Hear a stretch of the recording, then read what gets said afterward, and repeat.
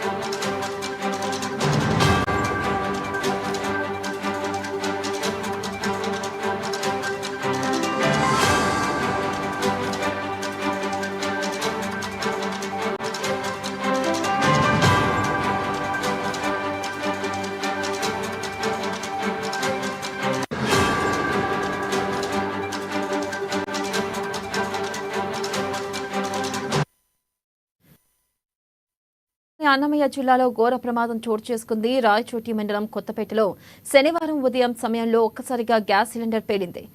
ఈ ప్రమాదంలో ఇద్దరు చిన్నారులు సహా తల్లి అక్కడికక్కడే మృతి చెందారు.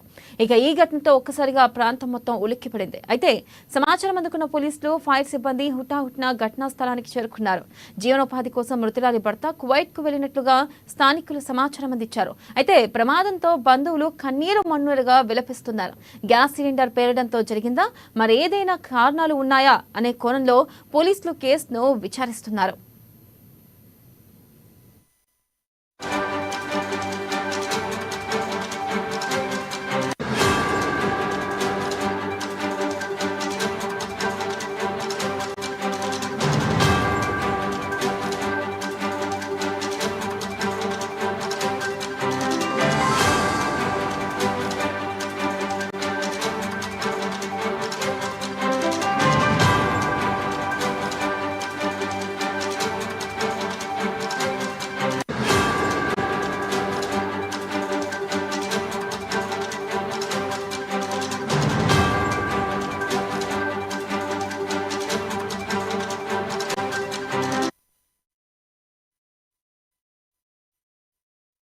బ్రేకింగ్ న్యూస్ చూస్తున్నాం. రాష్ట్రంలోని అన్నమయ్య జిల్లాలో ఘోర ప్రమాదం చోటు చేసుకుంది.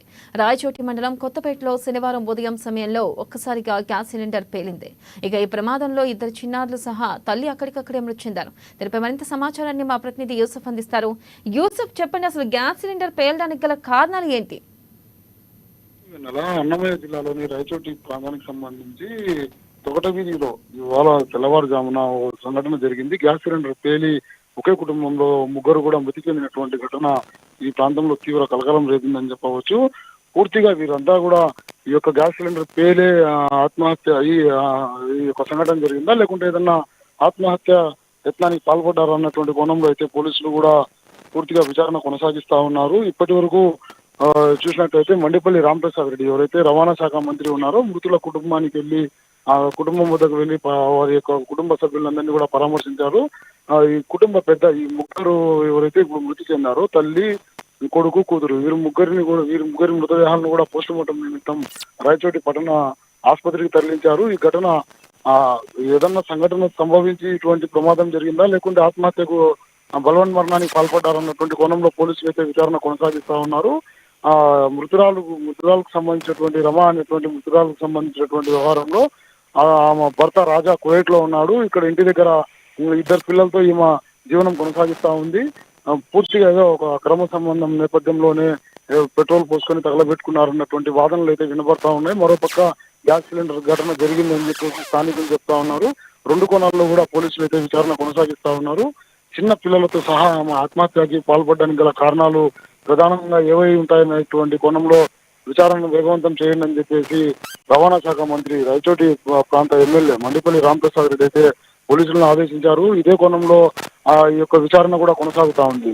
ఏదేమైనప్పటికీ చిన్నపిల్లలతో సహా ఆత్మహత్యకు పాల్పడాల్సిన అవసరం ఏమొచ్చిందనేది స్థానికులు అయితే ప్రశ్నిస్తూ ఉన్నారు. ఈ వ్యవహారం అంతా కూడా ఏదో జరిగింది, దీన్ని పూర్తిగా నిగ్గు తేల్చాలని చెప్పేసి మరోపక్క స్థానికులు అయితే నిలదీస్తున్నటువంటి పరిస్థితిగా మనము భావించవచ్చు. వెన్నెల. Thank you.